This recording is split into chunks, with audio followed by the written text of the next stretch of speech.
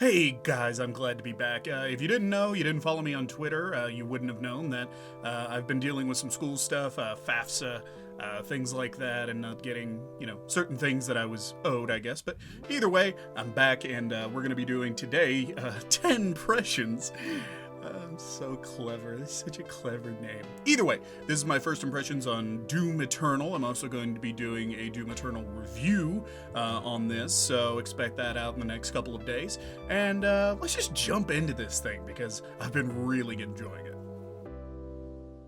First, just to let you guys know, this is a wide departure from what Doom 2016 was. The game is extremely tougher than what it was back in 2016, even on just normal difficulties and things like that. It is, I think there's, like the easy baby difficulty, there is normal right below it, and like 5 different difficulty settings for this game, so replayability is not going to be a thing I'm going to have to complain about in this game. But in the beginning, I will tell you guys right now, I died multiple times at the very start of the game on like the first mission. This game is brutally intense. I think they even up the sensitivity of like your movement, simply like running forward. I felt a little, I guess, discombobulated because of how quickly and intense the game gets you moving and wants you to react to things, and especially like moving the gun around. You definitely need to make some adjustments coming from 2016 over to this Doom Eternal. Like it makes such a wide departure that this feels like the coke huffing cousin who plays COD all night trying to make 20th Prestige.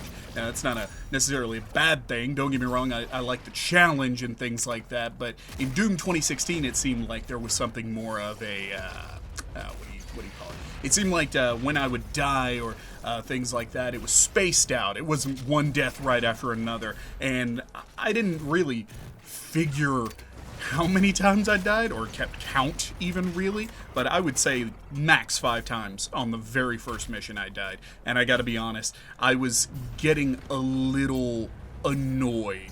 Not in the sense of, wow, that's a really, cool challenge, and the gameplay was fun, but it was much more frustrating than I thought it would be because of the constant dying over and over again. You're simply just going to have to throw out, don't play Doom 2016 and then come into this one thinking, oh, this is going to be kind of the exact same thing. No.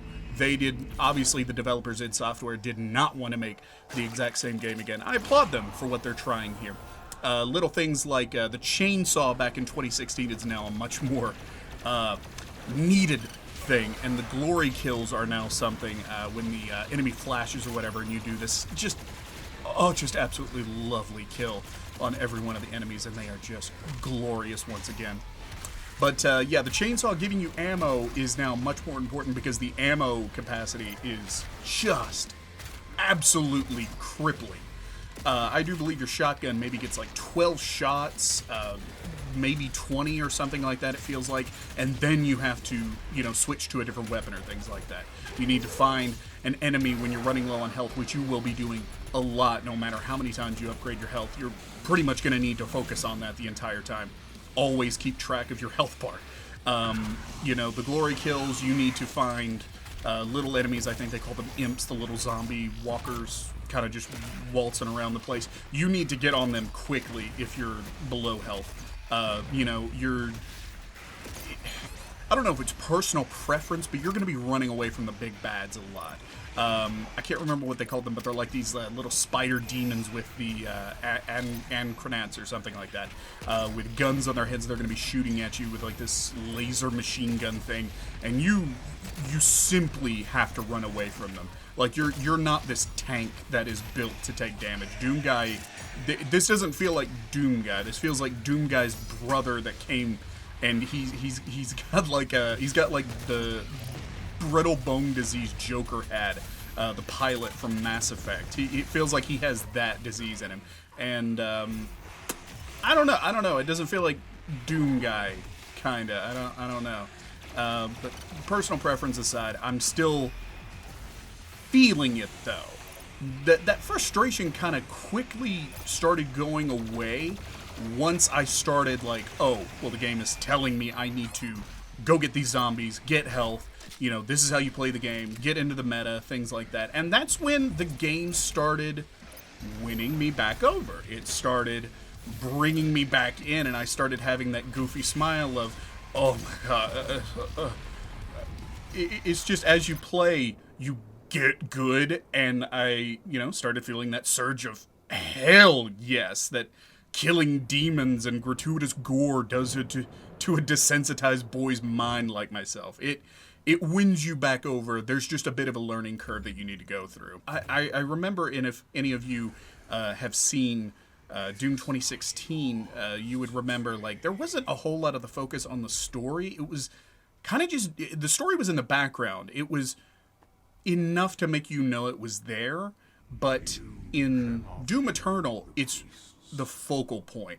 There's not a ton of, like, oh, haha, I don't need your damn story, throw away the intercom, you know, the computer screen out of my face type jokes. There's a lot of, like, going into the background of, like, Doom Guy and what he is. He's like a race of these badass guys called Sentinels. They're like Vikings, and they live in this Valhalla-looking place that's like ruined and destroyed. You see mechs of like this great battle between the Sentinels that have seemingly just kind of gone away, that maybe used to fight in hell. It's giving me much more of a you know, lore to everything, and I don't know how to feel about that from a game that I expected to, you know, oh, it's going to be Doom Guy, plenty of inside jokes, things like that. But it seems like it almost seems like a brand new team got a hold of this game. Like, they gave it off to like a couple of COD developers that they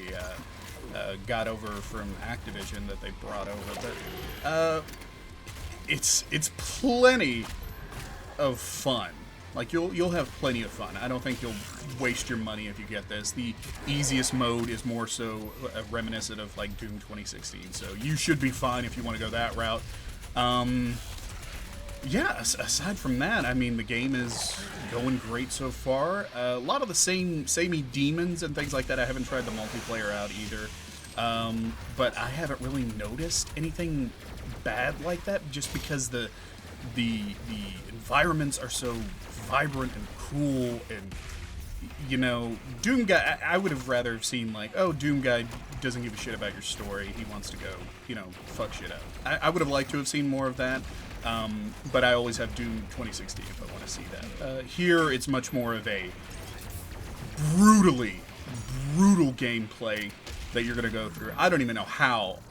YouTube is probably going to be filled with these, because there's like 50 different difficulty settings, and there's one difficulty setting where you have to go through the entire game without dying once. You know, playing as Doom Guy and things like that. How Doom Guy would fucking do it, you know? But here it,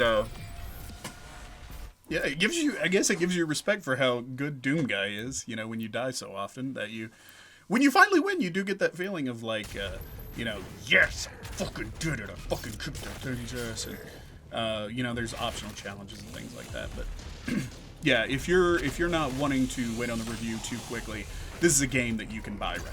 I have no problems recommending anybody to buy this game right now, because it's simply put together really nicely. It's got plenty of new things that you haven't seen before. Plenty more lore if you were interested in that, but, you know, aside from that, it's going to give you exactly what I think you want. It's going to give you a challenge, and if you don't want it, just put it on the easiest difficulty. Don't feel bad, because you'll probably die on that too. So, yeah. So, next couple of days, I'm going to be putting out a Doom Eternal review, working on a new Wise Words video. So, I'll see you guys then.